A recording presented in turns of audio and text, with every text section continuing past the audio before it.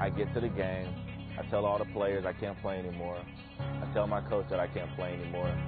So I'm sitting on the bench, and we're losing. And it was that moment I just cried. I broke down and I cried because it was that moment right there. I just realized everything that I worked hard for, sacrificing everything just so I can reach my goals in life. I felt alone, scared, and I didn't know what to do with my life. I started in basketball when I was in the 2nd grade. I was terrible. Parents booed me, parents didn't want me in the game, my teammates didn't want me in the game. One time when I was in 7th grade and I walked past my coach's hotel room and I overheard him say that, "Dre, man, he was terrible out there. We should probably cut him from the team." And I was like, I don't want to play the game anymore. But then my mom, of course, she told me, why would you quit? By quitting, you're going to let them win. So after that moment, I was like, I am going to grind and I am going to work out every single day, all day, until I become the best player that I can become. And that is who and what motivated me are the people who told me that I can't do it. And I think that is why I became the athlete that I became as I got older, because I was talked about badly my whole entire life. Andre began to work extremely hard. When I first met him, he was in an 8th grade, and he had problems dribbling the basketball, shooting. Just by his hard work and just dedicating his time to become better at basketball. We had an AAU tournament one summer, and we played a team called Team Texas.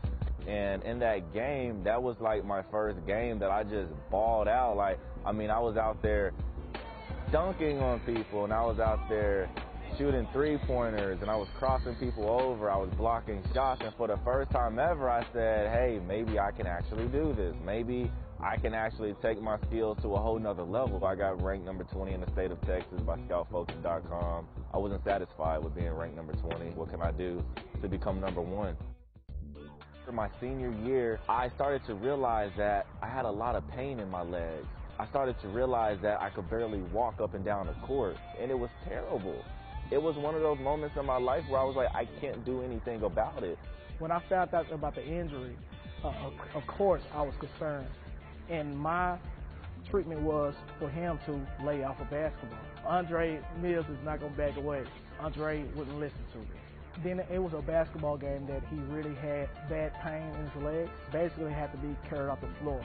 When I went to the 4th doctor, he was actually one of the trainers for the Dallas Mavericks, and he x-rayed my legs, and he said, you have 6 fractures in both of your shins. I was stunned. After my injury, I said I have to redevelop myself. I have to redefine who I am, and I got to find who I am in life again. And so my entire life, I realized that I love to help people. I love making people smile, knowing that I saved somebody's life. And so one day I met a guy, his name is Bernard. He was the first person to tell me that, Dre, you're smart. And to have someone tell me that after my injury was just unbelievable. Over the years, I've had a handful of students who have come to me and said, hey, I wrote something. Can you look at it? I'd like to get it published. I could tell he really wanted to pursue this. So I invested a few hours in improving it, working with the grammar. He was interested in making it a stronger piece that he could get published. I want to help people for the rest of my life.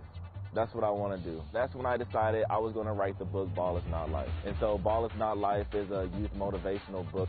I first met Andre through an associate, and he did an article on Andre and suggested that I talk to him. We met, and I heard his premise for a book and loved it.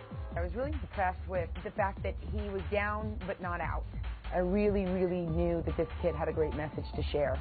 And right now, he's really wowing people with this new philosophy for his generation of don't feel sorry for himself. And right now, he's with kids who times get tough and they shut down, and they want everything to be given to them. When I found out that he couldn't play basketball anymore from the doctors, I was really distraught because I want to see him play in college. But I am happy that he found another way to reach out to kids. Since I've known him, he's always persevered in whatever goal he had set to his mind. No obstacle could keep him from it. I wanted to target every single negative thing that is going on in today's society. I have a bullying speech, and you have to understand that people are going to talk bad about you because they feel like they have to lash out at you to feel better about themselves. Like, he gives them that spark that they need, you know, to spark that creativity so they can be individuals. The aspects that draw me closest to Andre, his integrity. We pray before speaking, we keep God close, and he was the one to tell me to never lose faith in God. I look at his situation of handling an adversity. He was faced with a problem, an adversity, and he's turned it into his triumph.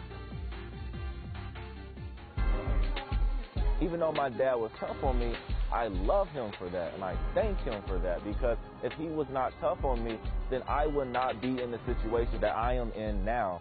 My mom taught me how to never give up. God has a plan for everyone, and I really believe that his plan for me was to change and inspire lives.